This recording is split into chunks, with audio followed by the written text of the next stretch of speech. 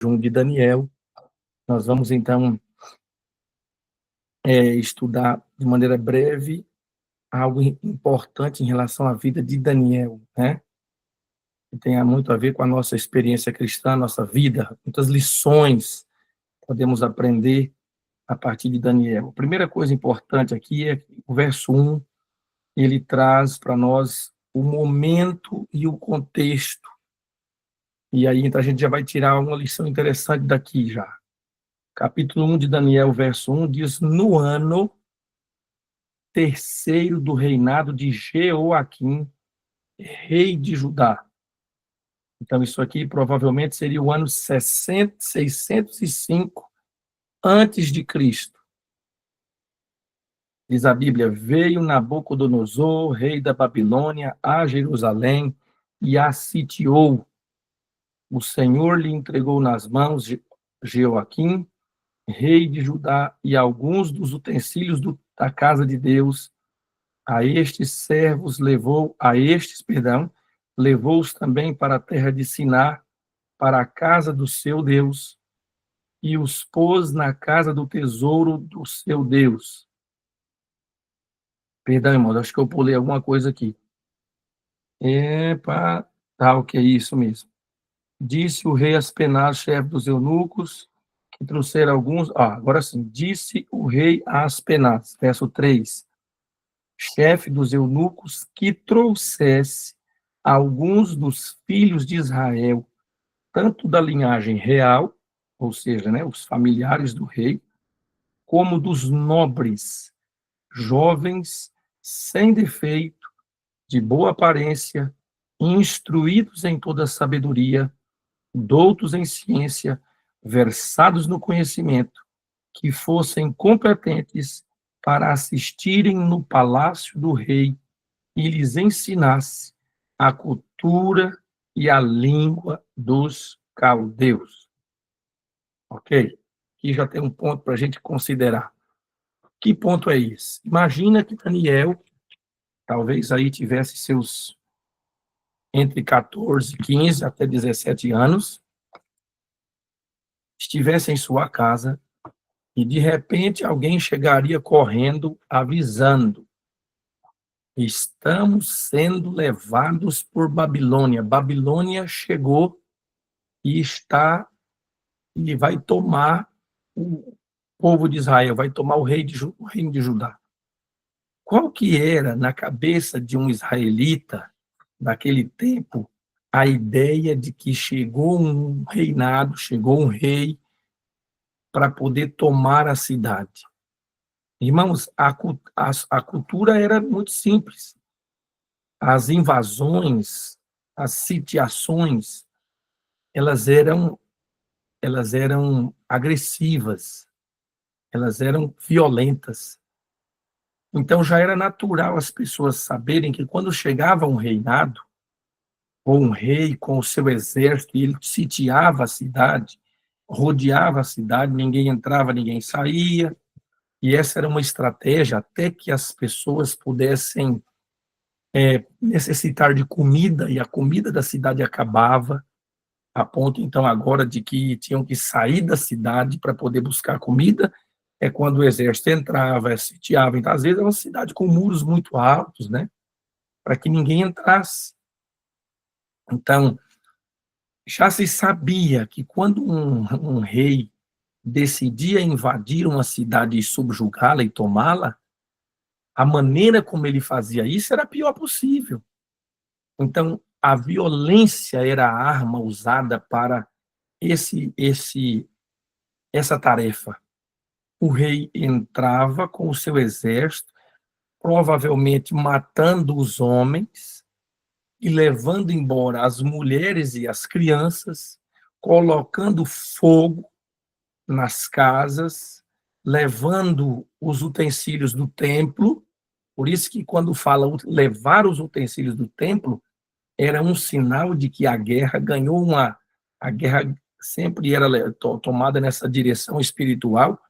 Então, levava a estátua do Deus daquela nação para dentro do templo dessa nação que tomou, e colocava agora esses deuses, essas estátuas, diante da estátua do Deus, do rei que venceu, com uma simples ideia: o nosso Deus é mais forte que o Deus de vocês. O Deus de vocês agora serve ao nosso Deus. Então tinha toda essa cultura de invasão, cultura de subjugação das cidades vizinhas. Ninguém ia lá, chegava lá, batia na porta do templo da cidade, e dizia: olha, a gente veio aqui porque a gente quer dominar sobre vocês. E a gente quer muito que vocês se rendam a nós de maneira pacífica, ninguém vai morrer, ninguém vai sofrer, vamos todo mundo embora para o nosso reinado, a gente vai entrar na igreja de vocês, no templo de vocês, vamos tomar as estátuas e o ouro que tiver, as riquezas que tiver, nós vamos levar embora com a gente, vamos embora todo mundo. Não era assim, porque se fosse assim, estranho. Então, para você entender Babilônia, a partir dessa ideia, quando o texto apresenta Babilônia vencendo Jerusalém, quando você percebe Nabucodonosor vencendo o rei Jeoaquim. O que mudou agora? Então, como é que era também? Levavam os homens como escravos, levavam as mulheres como concubinas, como esposas, né? Como escravas, as crianças. Então, às vezes, colocavam uma argola no nariz, lá na história de Senaqueribe está dizendo isso, né? Colocavam uma argola no nariz de ferro e passavam uma corrente nessa argola. Imagina que a pessoa não vai fazer nenhum esforço para poder correr, fugir, porque vai rasgar o nariz fora. Quem é que quer o nariz rasgado? Então, essa maneira violenta, ela, de repente, ela não aparece agora na maneira como Nabucodonosor, rei da Babilônia, vai sitiar Jerusalém. Então, eu queria que você já começasse a entender que quando nós estamos lidando com Babilônia, nós estamos lidando com alguém que tem uma estratégia diferente da estratégia comum para poder subjugar o povo de Deus. Olha que coisa, subjugar o povo de Deus. E a gente aprende isso na cultura de como foi que Nabucodonosor veio para Israel. Então, imagina que Daniel está lá, o que seria normal? Eita, chegou o rei de Babilônia. Daniel podia pensar: vamos morrer, ou nós vamos apanhar com força, vamos ser levado amarrado, nossas mãos amarradas, pés amarrados, nariz em argola. Nós vamos sofrer, sofrer, sofrer que nem o filho de... Rapaz, nós vamos sofrer demais. Então, o medo, o pavor, de repente, Daniel vê uma carruagem bonita chegando na rua da casa dele, e alguém apontando, dizendo: aquele ali também. E aí, então, agora Daniel é chamado: veio, você, como é que é seu nome? Meu nome é tal. Venha, o rei está pedindo que você... E Daniel é convidado a entrar numa carruagem, entende? Daniel entra para uma carruagem, né? E vai agora para um momento especial ali. Daniel não está apanhando, não está amarrado de argola, não está. Daniel está simplesmente sendo levado de um jeito especial. Daniel está sendo levado para a Babilônia como se fosse alguém assim importante. Imagina como é que seria. Olha que legal, né? Nossa! E aí já tinha comida ali na carruagem, né? Tinha comida boa, ele tinha água mineral, né? Imagina a garrafinha de água para Daniel e os amigos. E então, o que está acontecendo aqui? Irmãos, está acontecendo aqui aquilo que está acontecendo hoje. Imagina que você agora, sábado de manhã, estivesse na sua casa dormindo, deitado, antes de ir para o culto, agora arrumadinho para ir para o culto, e você visse agora os soldados chegando na sua casa com armas nas mãos. Imagina a diferença que seria. Você, ou na igreja, no sábado pela manhã, junto com os irmãos, e todo mundo agora viesse com armas. Será que alguém... Imagina, as pessoas na igreja, no culto de oração, e agora viessem soldados armados para poder confrontar a nossa fé. Como é que seria? As pessoas ali orando, buscando a Deus. Dificilmente alguém ia se perder, né? Por quê? Porque ele simplesmente está vivendo numa situação que ele já sabe. E orar significa se preparar para isso. E ele iria dizer assim: eita, chegou a perseguição, chegou o fim, agora é hora de clamar com mais poder e está tudo certo. Daqui a pouco está um sendo levado preso, o outro arrastado, o outro amarrado, um já está morrendo. Então, Satanás, através de Babilônia, naquele tempo, criou uma coisa chamada cultura da alienação. E essa cultura da alienação está muito mais viva nos dias de hoje. Você já parou para se perguntar por que parou de perseguir os cristãos? Nenhum de nós é preso. Qual que é o adventista do sétimo dia que está preso na cadeia hoje?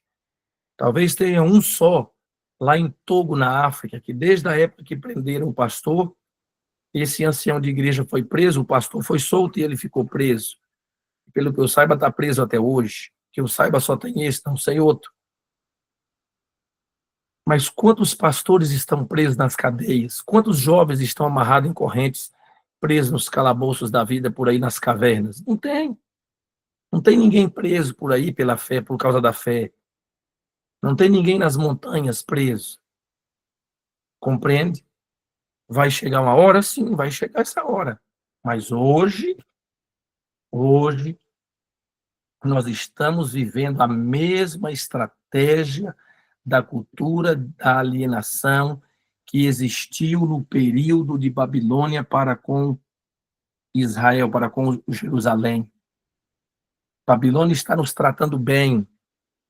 Nós não temos confronto nenhum com Babilônia. Estamos vivendo em paz com Babilônia. E quando Daniel e seus amigos passaram a ir em paz para o reinado de Nabucodonosor, eles então puderam viver uma experiência extremamente diferente do que a maioria pôde viver. Eles buscaram a Deus no conforto. Diferente buscar, irmãos, é diferente buscar a Deus no conforto. Buscar a Deus no conforto tem que ser uma decisão muito forte no coração. Por quê? Porque é muito comum e fácil buscar a Deus no desconforto. Buscar a Deus na dificuldade é a coisa mais natural do mundo. Todo mundo que está em aperto, até um ateu, quando entra em dificuldade, lembra de Deus. Imagina um avião caindo, todo mundo orando e o ateu sozinho lá. Ele vai falar amém, amém, amém, porque é isso mesmo. Ai, meu Deus, me ajuda, Deus. Por quê? Porque é natural buscar a Deus em aperto, em dificuldade, em problema, em perseguição. Agora, o que é difícil? Difícil é buscar a Deus no conforto da vida. Aqueles que aprenderem a buscar a Deus no conforto da vida terão o conforto de Deus nas dificuldades da vida. Grave essa frase, escreve essa frase, anota essa frase.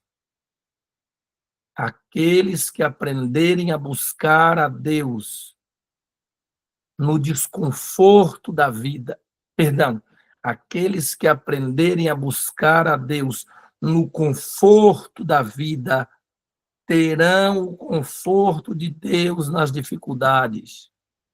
Anotou? Estou vendo a irmã Tomás anotando. Anote, meu filho. Tem coisa que você tem que, para aprender, tem que anotar. Uma verdade aprendida, não vivida e não transmitida, logo vai ser esquecida. Aqueles que aprenderem a buscar a Deus no conforto da vida, terão o conforto de Deus nas dificuldades da vida. Qual que é o período de maior tentação para não buscar Deus para um pastor? Nas férias. Por quê? Porque nas férias dificilmente um pastor prega um sermão. Imagina 30 dias sem pregar sermão, só viajando, andando, comendo, passeando com os filhos, com a esposa, assistindo.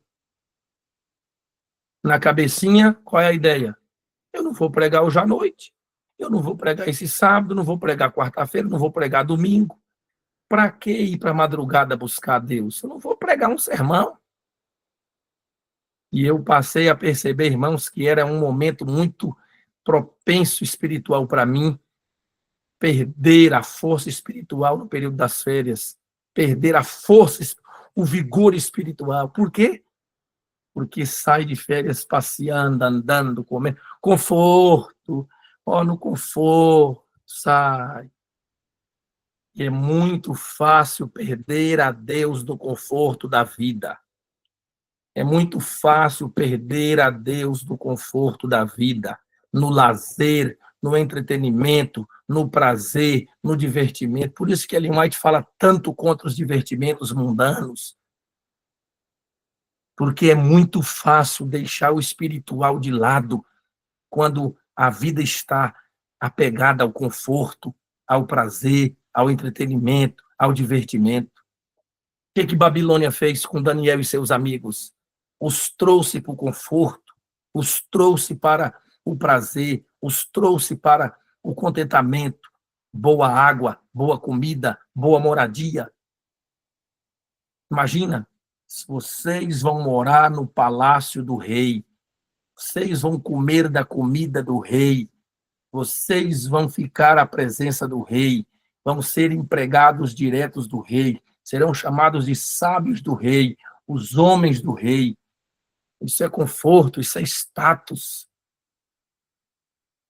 Então, Daniel e seus amigos nos ensinam uma das maiores lições espirituais para a vida. Buscar a Deus no conforto, eis o grande desafio para os jovens dos dias de hoje, para os homens de hoje, para as mulheres de hoje. Buscar a Deus no conforto. O que é a cultura da alienação? A cultura da alienação é uma tentativa de mudança total da vida a partir de mudança na parte física, na parte mental e na parte espiritual. Percebam que o capítulo 1 diz que houve tentativa de mudanças para Daniel. Qual a primeira tentativa? Eles vão estudar. Eles vão estudar na escola de Babilônia. Então, eles vão estudar a linguagem dos caldeus. Irmãos, a linguagem dos caldeus, a escola de Babilônia, naquele tempo, era como se fosse Harvard.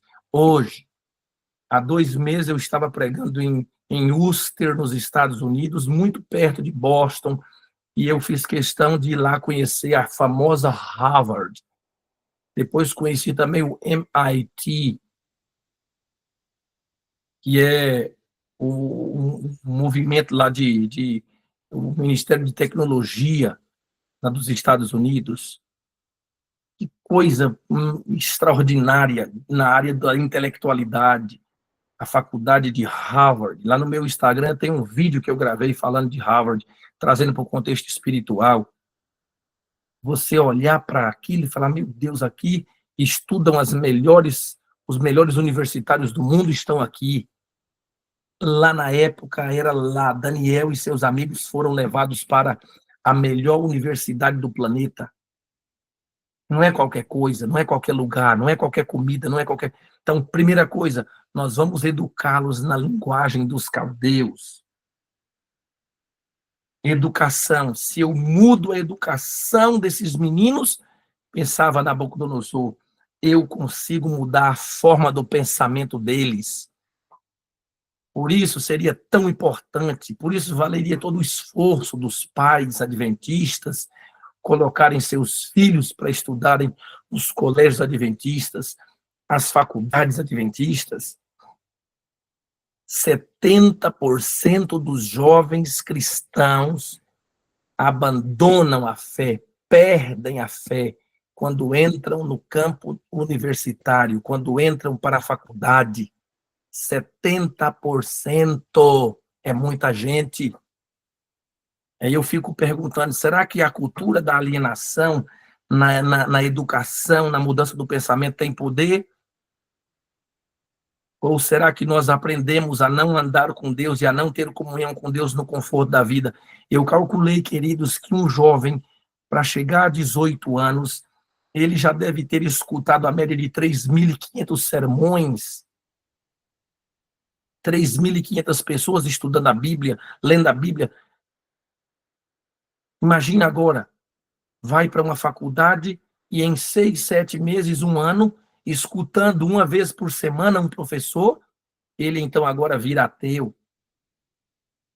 Como é que pode um negócio desse? Eu fazia uma semana de oração em Londres, já fiz duas, uma delas eu visitei uma família da igreja, líder da igreja, e uma jovem, quando eu cheguei na casa, comecei a conversar com ela, e ela disse, olha, pastor, acho que o senhor está confundindo, achando que eu sou adventista, eu não sou adventista, meus pais são, mas eu não sou. Eu falei, opa, desculpa, eu achei que era. Ela falou, não, eu fui. Eu era, inclusive, adventista de berço. Eu disse, por que não é mais? Ela disse, porque eu fui fazer psicologia no sul da Inglaterra. E eu sou ateia, eu não acredito mais em Deus. Essa família me comentou que agora eles já até vieram no Brasil, vieram aqui na minha casa, ela, essa jovem não, mas comentaram comigo que essa moça voltou aí para a igreja. Graças a Deus, acho que está voltando a acreditar em Deus. Queridos, quando se muda o pensamento, se muda. Quando se muda a educação, muda o pensamento. Essa foi uma mudança. Depois, vamos mudar o nome dos meninos. Matricula eles na faculdade de Babilônia, mas agora dê um novo nome para eles. A Bíblia diz que nós vamos ter um novo nome, irmãos, lá na glória. Mas Satanás quer mudar o nosso caráter agora. Então, para os meninos, muda o nome, porque quando muda o nome, muda a lealdade. Muda a lealdade. E depois muda a comida. Quando muda a comida, muda o estilo de vida. Então, muda a comida, muda a vestimenta, muda a educação e muda o nome. Vamos mudar. Veja, nada agressivo. Daniel, não é Beltesazar, Misael, Ananias, Azarias, não. Sadraca, Mesaca, Abednego. Vocês vão comer essa comida aqui. Então, eles foram fiéis no conforto, porque tinham comunhão no conforto. Olha que coisa importante, interessante. Eu até acho interessante, porque vocês falam do jejum de Daniel, mas o né, que tecnicamente não foi um jejum, foi uma decisão, uma escolha. Jejum, aqui, na verdade, não é nem o jejum, é porque Daniel escolheu um cardápio diferente. Tudo bem, se é o jejum de Daniel, só comeu o que Daniel comeu, então é isso aqui. Embora errado está aquele que acredita que Daniel não comia carne, por favor. Naquele período ali, Daniel, é tudo certo. Eu favoreço que aquele que quer ter mente mais sadia não coma. Mas não dizer que Daniel era vegetariano, isso não é verdade. Não é verdade. Que Daniel comia o que o judeu comia. Mas nesses 10 dias, Daniel escolheu comer só fruta e verdura. Olha que coisa interessante. E por já ter uma comida mais sadia, diferente dos outros que foram levados, ou dos que já moravam ali no palácio, Daniel e seus amigos tiveram mais clareza mental. Cultura da alienação. Qual é o segredo, pastor? Eu já estou terminando. Qual é o segredo para não ser tomado pela cultura moderna da alienação da Babilônia moderna? Satanás não nos tratará da maneira como Daniel achava que seria tratado, com violência. Hoje não é o período da violência, irmãos. Esse é o pior período, porque no período da violência, no período do teste, claro, aqueles que estiverem em comunhão com Deus vão avançar, vão sofrer, vão apanhar, vão morrer, vão decidir. A gente está buscando a Deus até aqui, sabendo que isso vai acontecer, chegou a hora. O tempo de tribulação não vai demorar, a perseguição não vai demorar. E outra, se matar a gente, Jesus já está voltando mesmo, ele vai ressuscitar agora. Em breve, acabou. Então, irmãos, quem tiver fiel a Deus, buscando a Deus e comunhão com Deus, quando a perseguição chegar, vai atravessar isso, vai embora. O problema não é esse. O problema é aqueles que não estiverem em comunhão com Deus, aqueles que tiverem sido tomados pela cultura de Babilônia, eles então não, eles simplesmente vão passar para o lado de Babilônia. Aqueles que, porque nós estamos dentro de Babilônia. Nós já estamos dentro dos muros da Babilônia. Um dia nós vamos entrar dentro dos muros de Jerusalém. Só vamos transpor os muros de Jerusalém se estivermos com o coração do lado de fora de Babilônia, porque fisicamente estamos dentro de Babilônia. É Babilônia assistindo televisão, é Babilônia ouvindo música na rua. Aonde você vai? Onde você passa é uma mulher sem roupa, é um homem sem roupa. Onde você liga a televisão é uma propaganda desgraçada de gente na homossexualidade. Onde você liga na televisão, você vai assistir um filme, já tem gente se pegando, já tem gente, você tem que estar, ou troca o filme, ou tem que estar mudando, passando para não assistir a cena, e aí é um palavrão, aí é uma... ou seja, está tudo sendo feito para você viver dentro do conforto de Babilônia, para sua mente girar e o seu corpo girar, seus olhos, sua vida girar em torno de Babilônia. Está tudo sendo feito. Tudo. Por isso os jovens, por isso a dificuldade de pregar o evangelho, de ser missionário. Por quê? Porque, irmãos, cada dia mais as pessoas estão buscando o seu próprio conforto. Agora existe uma nova arma de Satanás para atrair o povo de Deus. Que arma é essa?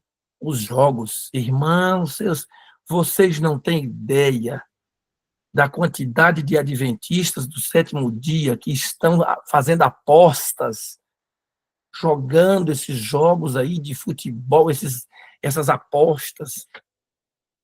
Em Goiânia, um jovem jogou, se aventurou e jogou. Simplesmente ganhou R$ 18.000 na primeira jogada que jogou. Ele ganhou R$ 18.000. Ficou o quê? Encantado, fascinado. Continuou jogando. Já estava devendo 50 mil de dívida.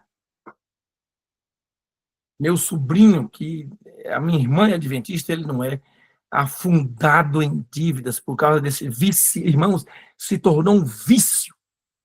Os jogos, as apostas, o tigrinho. Isso aí é o quê? Isso é Babilônia. Uma vez que a gente não tem viva comunhão como Daniel, nós vamos escapando, vamos bebendo, vamos tomando, vamos vivendo as loucuras deste mundo, tendo a cultura da alienação, fazendo o seu papel na nossa mente, para que na hora que chegar o aperto, nós então decidamos para o lado do menor esforço. A hora que chegar o aperto, decidamos pelo lado do menor esforço. Qual é o menor esforço? O menor esforço é não sofrer.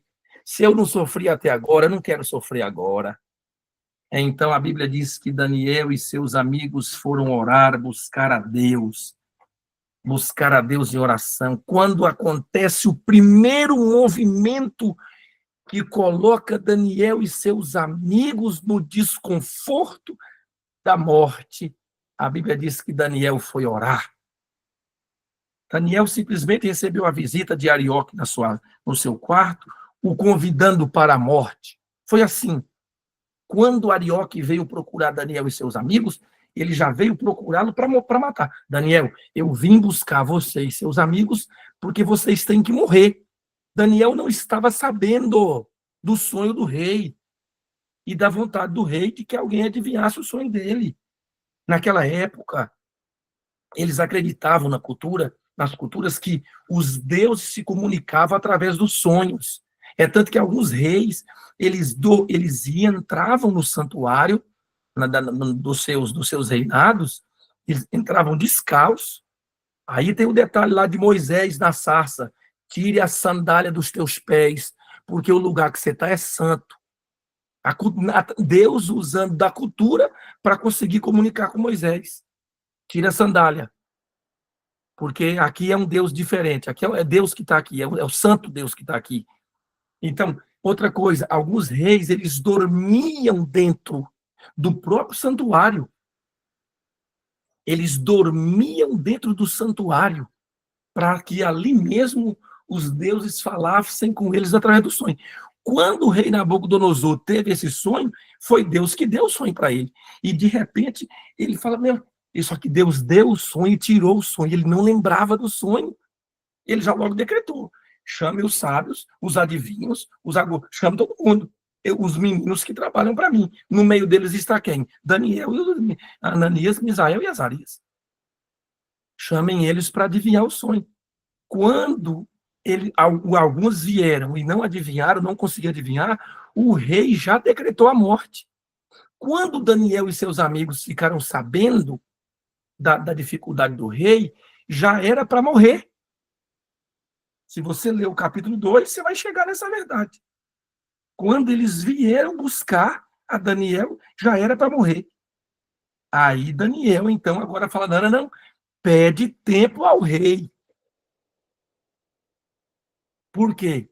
Porque eu e meus amigos vamos orar. Eita, coisa maravilhosa. Nós vamos orar. E então Daniel vai orar, e por não ter a cabeça tomada pela cultura da alienação, por não ter, alguém está colocando aí um negócio de um pedido de oração, eu acho aí, por não ter a mente, os olhos, o corpo, o físico, por não estarem entupidos de açúcar, dessas comidas podres, esses fast food horríveis que essa juventude come, desses refrigerantes que toma, por não estarem tomados, embebidos, com a mente entorpecida,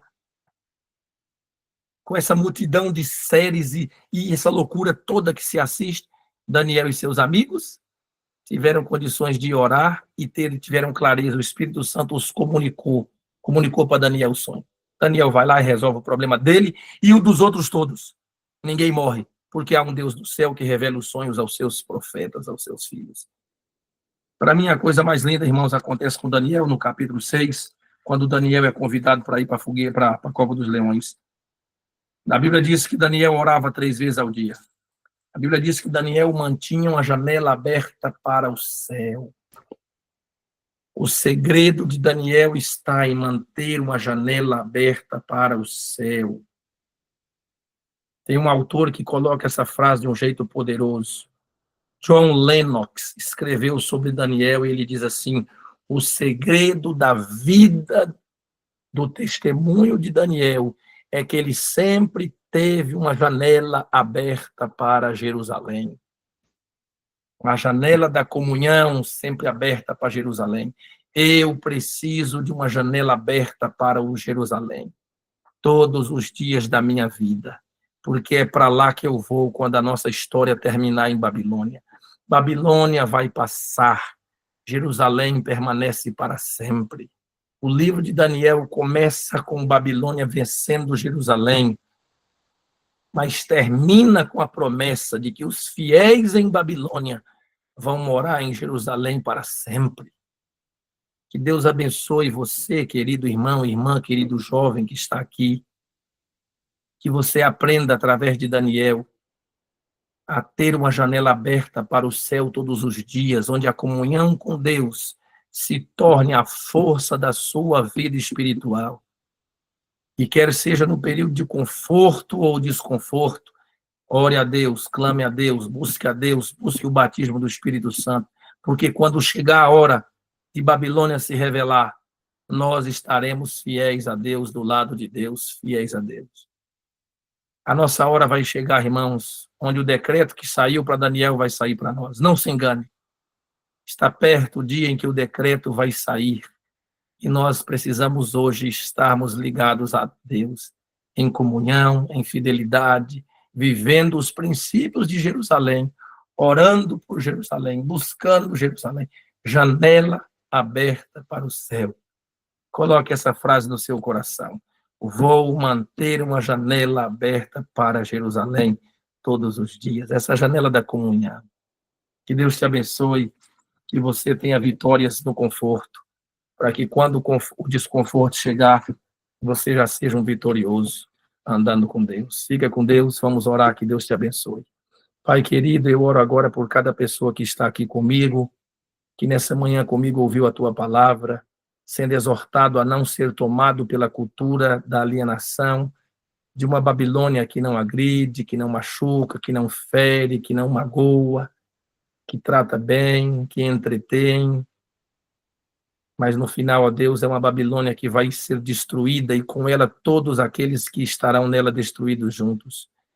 Então, permita-nos, ó Deus, por sua graça e por seu poder, morar em Babilônia como moramos, mas manter a janela aberta para Jerusalém, como Daniel e seus amigos.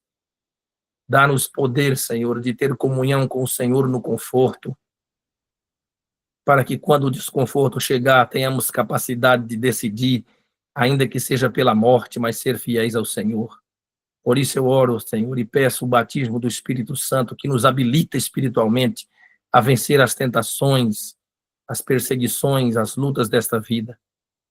Ó Pai amado, fica conosco. Eu oro por essa irmã, alguém colocou aqui que ela está viciada em jogos, que o Senhor seja poderoso para libertá-la e ela se renda ao Senhor e seja viciada em Jesus Cristo, viciada na Bíblia, viciada na oração, viciada na sua palavra. Se há alguém aqui que precisa de poder para vencer algum vício, em nome de Jesus, dê esse poder a essa pessoa, através do poder de Cristo Jesus, da presença do Espírito Santo. Oramos em nome de Jesus. Amém.